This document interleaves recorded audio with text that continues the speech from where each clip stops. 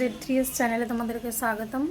তো ওখানে আমি স্কুল যাব, কারণ স্কুলে একটু কাজ আছে আর একটা প্রজেক্ট জমা দেওয়ার আছে। প্রজেক্ট বলতে শ্যামাপ্রসাদ মুখার্জির নামে কিছু প্রবন্ধ মতন লিখতে বলেছে 600 ওয়ার্ডের। তো সেটা লিখেছি, সেটা আমরা 3টে বান্ধবী মিলে জমা দিতে যাবো। স্যার বলেছিল সোমবারের মধ্যে দিতে, যেহেতু আমাদের একটু কাজ আছে তো আমরা আজকেই দিব।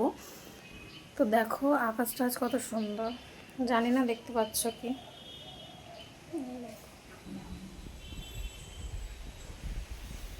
অনেকটাই সুন্দর। তো দেখো বেরিয়ে গেলাম এখন স্কুল যাওয়ার জন্য। তো দেখতে পাবো।